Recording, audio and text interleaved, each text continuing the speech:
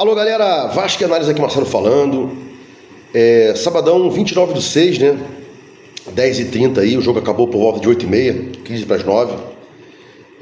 Vou deixar para falar melhor sobre esse jogo amanhã, né? Com mais detalhes, mas ainda aqui umas pinceladas, né? Porque a gente assiste jogo com amigos, colegas e tal, e tem várias colocações, né? Que depois você até responde, até pelo vídeo aqui, muitos me veem, né? Bom, assim que o Payet foi substituído, aos 13, 15 minutos do segundo tempo, houve aquela reclamação total, né? Técnico, estagiário, incompetente, não sei o quê, covardia, né? Covardia baixa, escrota, né? Porque na coletiva perguntaram a ele, ele respondeu, né? Bem enfático, olha, internamente tinha uma minutagem máxima para dar para o Payet, para que ele não se machuque, não se machucasse no próximo jogo, né? Eu lembro que o Mauro Galvão uma vez falou sobre isso. O tempo de recuperação no jogador que não vem jogando é muito maior do que um cara que vem jogando.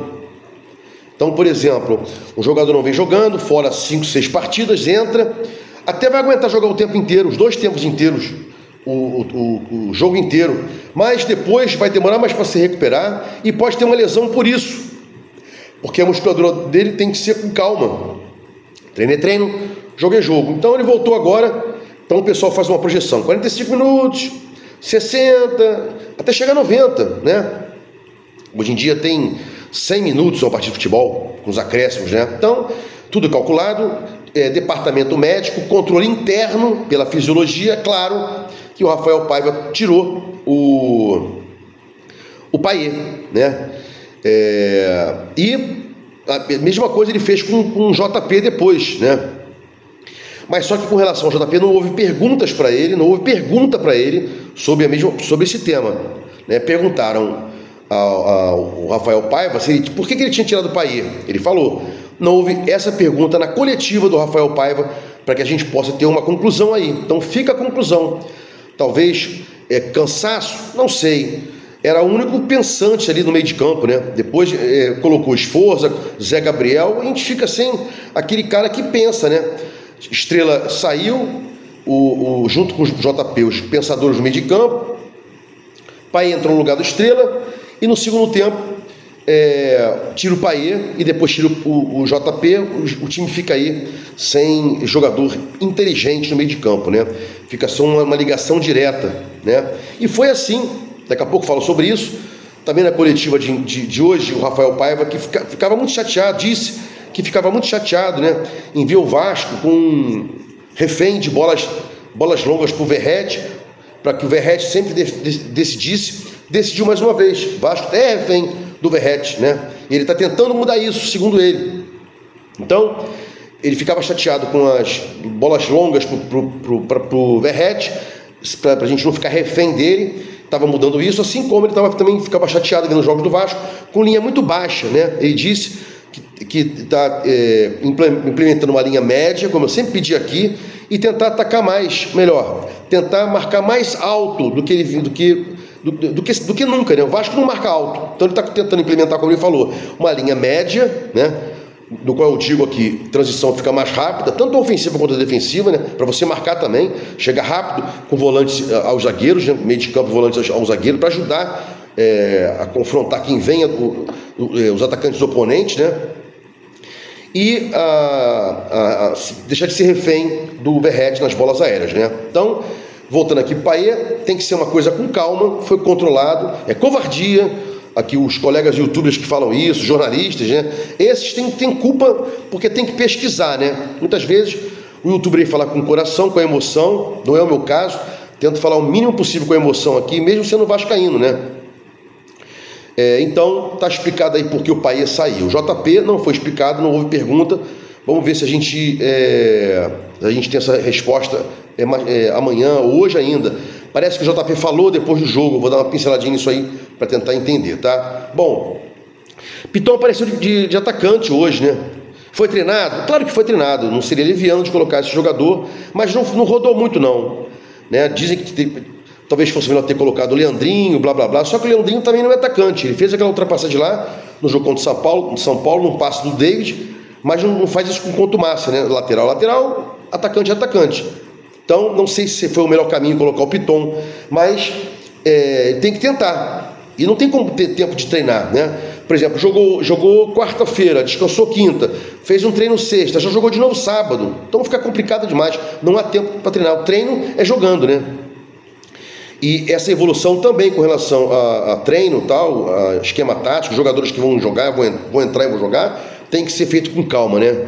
Então, essa questão de chamar o técnico de estagiário, achei uma sacanagem, uma covardia, né? Que fizeram com o rapaz, porque tem que ser devagar.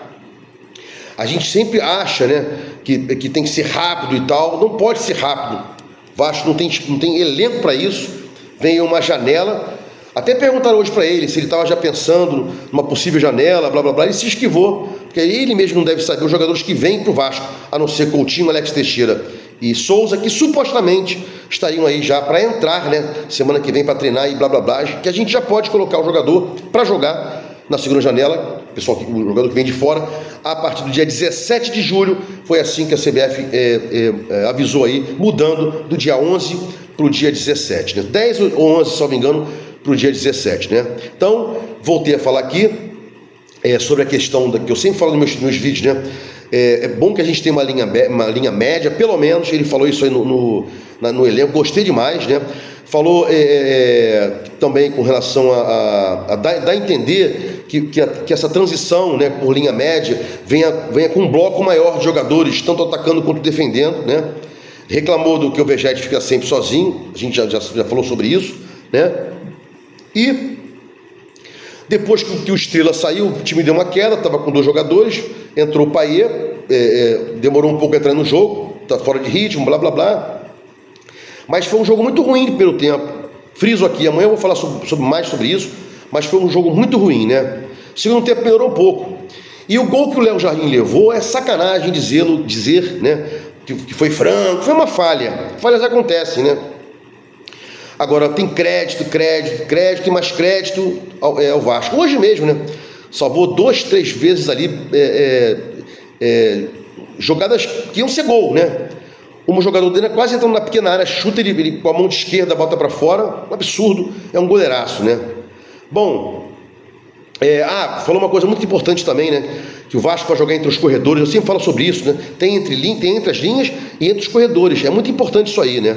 Bom, falando em chutar mais de fora da área, amanhã eu vou explorar um pouco mais isso aí. É importante que a gente chute de fora da área. Tá aí o Bahia, pô. Deu um chute de fora da área, a bola entrou. Resvalou, não sei o quê. Não interessa, a bola entrou. Se não chuta, a bola não entra, né? E para fechar aqui, ele disse que vai liberar mais, a tendência é liberar mais os jogadores para apresentar as suas individualidades, né? Então, quando um jogador tem mais de uma função em campo, é difícil ele soltar a sua individualidade, né? Por exemplo, vamos supor que ele coloque o Payet de cara. O Payet, se tiver alguma função defensiva, nem que seja mais ou menos ali, fica complicado ele jogar no terceiro terço de um ponto para chegar na área para resolver. Verratti idem, né?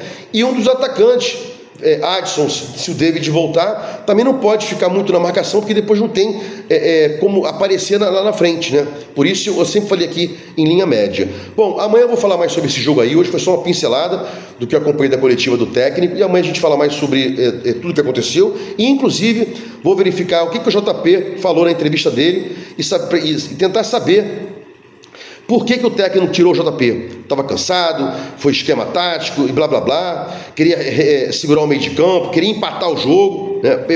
Queria segurar o meio de campo, queria